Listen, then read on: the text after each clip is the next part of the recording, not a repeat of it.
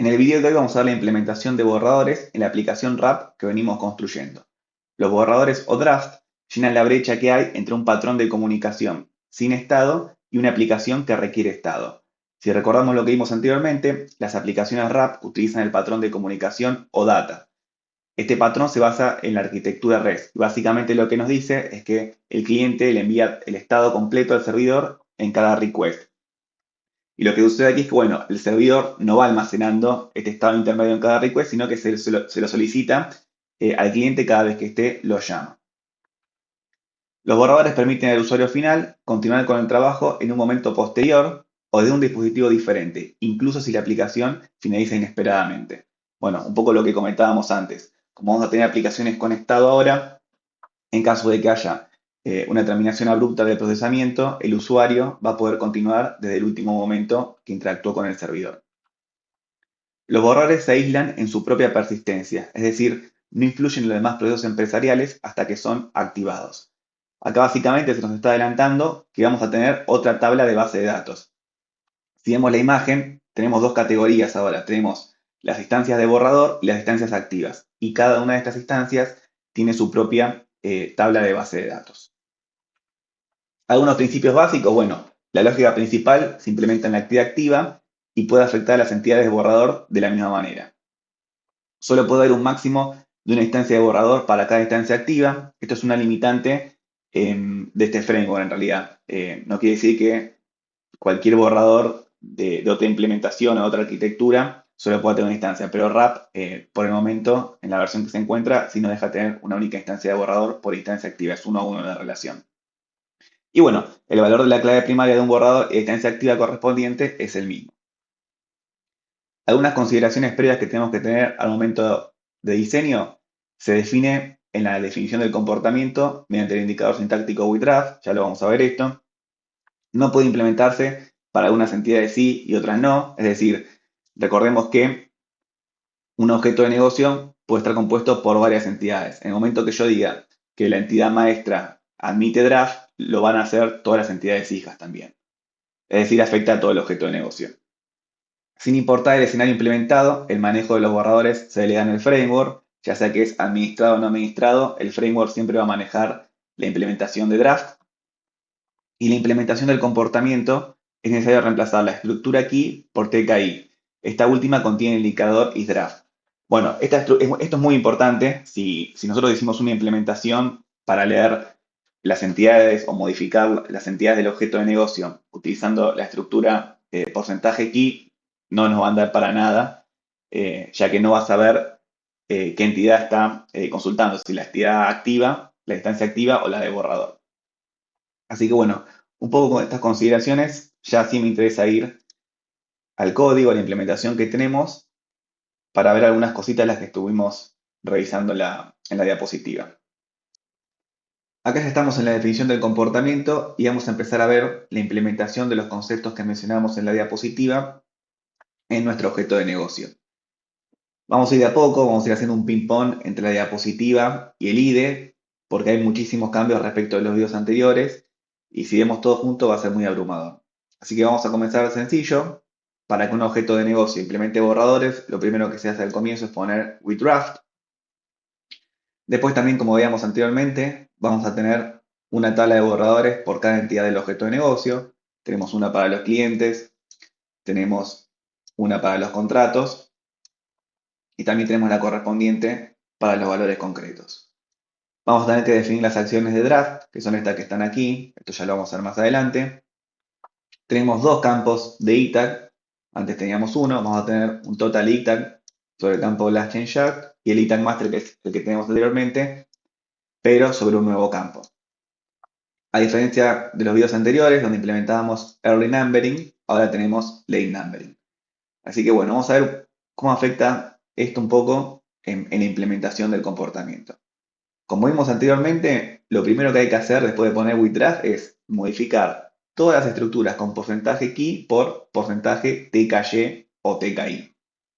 Entonces, vamos a la implementación y acá simplemente lo que se hizo es un buscar de la estructura porcentaje key que ya no vamos a tener y lo reemplazamos por TKY. Entonces, acá vemos que ahora todo tiene TKY. Eso es lo que se debería hacer para implementar borradores en nuestro objeto de negocio. Lo mismo se hizo para contracts, y buscamos por key ya no hay más, y por TKY va a estar lo suyo, y lo mismo va a suceder con los valores concretos. Si buscamos key ya no debería haber nada, y si buscamos TKY, sí. Claro, bueno, esto en realidad lo tenemos que hacer para que las operaciones de ML funcionen. La estructura TKY lo que nos va a permitir es diferenciar de si es un borrador o no, pero como se gestiona automáticamente, el framework va a saber qué hacer ante cada caso. Bueno, y lo que sí me interesa que veamos ahora, antes de continuar un poco con la teoría, es late numbering. ¿Por qué implementamos late numbering y no early numbering? Con early numbering lo que estábamos haciendo es asignar el número que le corresponde a la entidad del objeto de negocio de manera temprana. Como ahora estamos manejando estados intermedios, es decir, borradores, no me va a interesar asignarlo de manera temprana.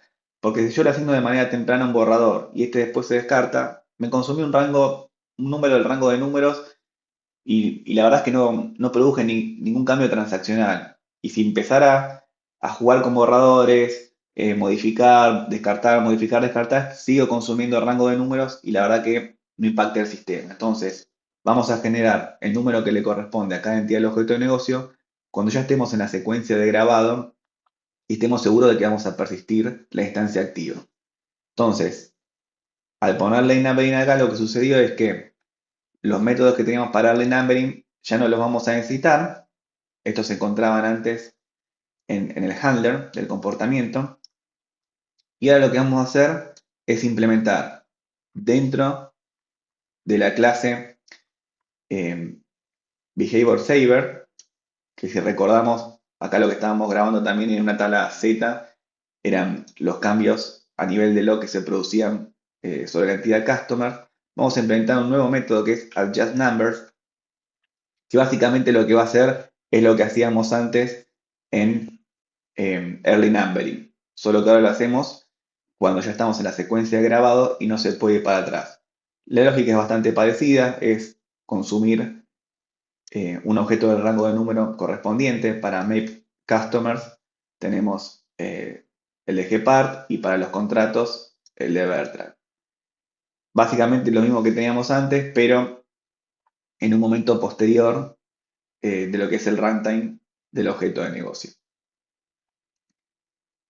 Otra cosa que tenemos que hacer también es, en la proyección del comportamiento, indicar qué proyecciones van a utilizar Draft. En este caso, para el escenario del usuario que puede modificar los datos, sí vamos a querer Draft, pero para el aprobador no. Fíjense que acá no utilizamos useDraft.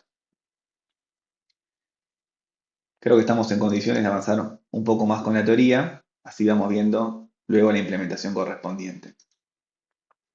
Bueno, entonces, ¿qué cosas vamos a tener que tener en cuenta al momento de diseño para las tablas de base de datos de nuestro objeto de negocio? Básicamente que se necesitan dos, una para almacenar la instancia activa y otra para almacenar los datos del borrador, que los campos de la tabla de base de datos del borrador se van a derivar de la vista CS correspondiente. Esto es porque vamos a querer grabar como estado intermedio, por ejemplo, la descripción de un campo que antes obteníamos mediante una asociación. Si mal no recuerdo, por ejemplo, la división y la característica de determinación de cuenta del contrato derivaba sus valores descriptivos a través de una asociación con su dominio. Bueno, esto lo vamos a querer almacenar ahora para que el usuario cuando reanude el trabajo lo pueda ver por pantalla. Y también que hay información técnica que va a necesitar el framework y la vamos a tener que incluir, valga la redundancia, con un include especial. Vamos entonces un poco al IDE para ver esto. Nuestras tablas persistentes para las instancias activas básicamente están igual, solo que se agregó local adelante de los campos de auditoría. Esto se hizo para las tres tablas. Y para la tabla de customer, adicionalmente se agregó el last change add, como ya mencionamos anteriormente, para que pueda funcionar el total ETAG. Y el ETAG master va a funcionar con el local created add. Esto con respecto a las tablas persistentes para nuestras instancias activas. Y para nuestras tablas persistentes, para las instancias de borrador, Bueno, como mencionábamos anteriormente, por ejemplo, en los contratos vemos que se agregaron columnas o atributos para los campos descriptivos. Tenemos también todos los local. Tenemos ahora, esto es bastante interesante, dos campos nuevos para ya uno solo, que es el Draft UID, que es el identificador unívoco del draft. Y también tenemos el UID del padre. Ahora vamos a ver que, por ejemplo, Customer, como no tiene padre, no tiene parent draft UID, solo tiene el que es propio de este borrador. Bueno, como mencionábamos anteriormente, todas las tablas tienen el porcentaje admin, que es el include que se necesita para que el framework pueda trabajar con borradores. Esto con respecto a las tablas de base de datos. Con respecto al Total ITAG, al momento de diseño, tenemos que tener en cuenta las siguientes consideraciones. En primer lugar, que permite la verificación de concurrencia, en este caso optimista, durante la transición de los datos de la instancia de borrador a la instancia activa. El campo que designemos se va a actualizar cada vez que se modifique la instancia activa. También, bueno, como el Total ITAG afecta a todo el objeto de negocio, si yo modifico los datos de una entidad activa, también se va a ver reflejado un cambio en su valor. Por último, ambos syntax son necesarios ya que persiguen objetivos distintos. Vamos a ir un poco a la definición del comportamiento para el objeto de negocio y vemos que ya tenemos acá la definición del total ITAG con el campo designado. Como dijimos anteriormente, como afecta a todo el objeto de negocio, solo lo definimos en la entidad raíz y ya es suficiente.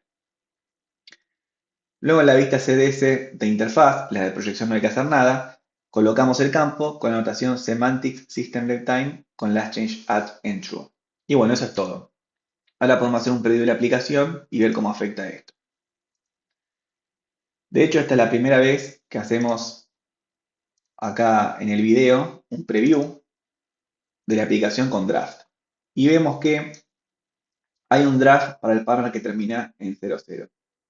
Si hay un draft para este partner, ¿qué quiere decir? Bueno, que evidentemente voy a tener que tener un registro en la nueva tabla de persistencia. Vamos a abrir para partners, hacer un data preview, y vemos que tenemos que para el partner 00 tenemos estos datos. Por ejemplo, el teléfono está en 123. Vamos a ver nuestra tabla de persistencia para las instancias activas. Vamos a ir al partner que corresponde. Vamos a cerrarlo.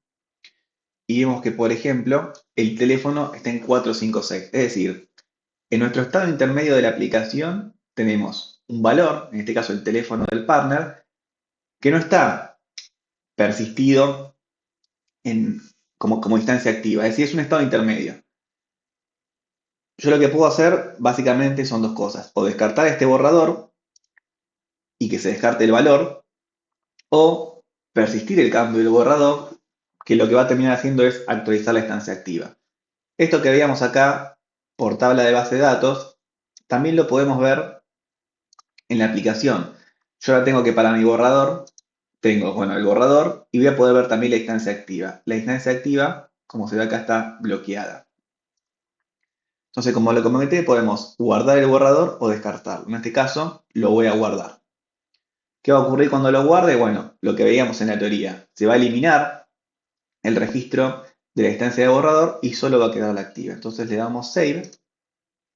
Vamos a ir para atrás para que se vea que ya no dice Draft. Son todas instancias activas. Y ahora en la base de datos, acá estamos en la tabla de borrador para los customers. Si yo presiono actualizar, debería eliminarse este registro. Exactamente, ya no está más. Y solo voy a tener el de la tabla para las instancias activas, que cuando yo apriete actualizar, va a estar el valor que teníamos en el draft, pero acá es nuestro valor verdadero. Es el que representa al partner 00. Pero bueno, lo que queríamos ver es cómo funciona el total ITA. Entonces vamos a hacer lo siguiente. Vamos a agarrar nuestro partner 00. Vamos a entrar en modo edición. Si entramos en modo edición, ¿qué va a suceder? Se va a crear un registro de draft. Acá tenemos nuestro registro de draft, volvemos a la tabla de base de datos, le damos a actualizar y tenemos nuestro registro de draft.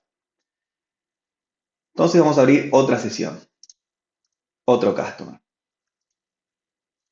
Entonces vemos que este está en draft también. Vamos a separar en dos y vamos a ver lo siguiente. Vamos a cambiar acá el teléfono, vamos a poner 789, ¿no? 789, y lo que vamos a hacer acá es modificar el centro de costos de uno de los contratos del mismo interlocutor. Vamos a, por ejemplo, 1, 2, 3. 1, 2, 3. Entonces, en este momento ambos drafts comparten el mismo valor para el campo totalita. Ahora, cuando yo presione grabar, lo vamos a hacer en el contrato, es decir, en una entidad hija del customer, voy a presionar grabar, el cambio se ha realizado. Vamos a verlo rápidamente por tabla de base de datos, vamos a ir a los contratos, ordenamos acá ascendentemente y el que termina en 1, 2, 3, vamos a ver el número porque no me acuerdo cuál es el 64. El 64, el centro de costos termina en 1, 2, 3, es decir, lo modificó correctamente. Ahora, si vamos al partner que queríamos modificar inicialmente con el teléfono 789, no nos debería dejar, porque la actualización de una entidad hija, es decir, el contrato del mismo partner, debió haber cambiado el valor para Totalita. Entonces, cuando le dé Save, no data was found, o sea, no data found. Básicamente, está funcionando perfectamente el control de Totalita. Así que bueno, ese es el funcionamiento. Lo que me permite es que si yo tengo dos borradores al mismo tiempo, el primero que actualice lo va a hacer bien y los que quieran actualizar se va a dar cuenta que no es el último estado activo, más o menos como funcionaba el logmaster, pero el totalita que es para instancias de borrado y instancia activa, y no me va a permitir realizar el cambio. Así que bueno, eso respecto a totalita.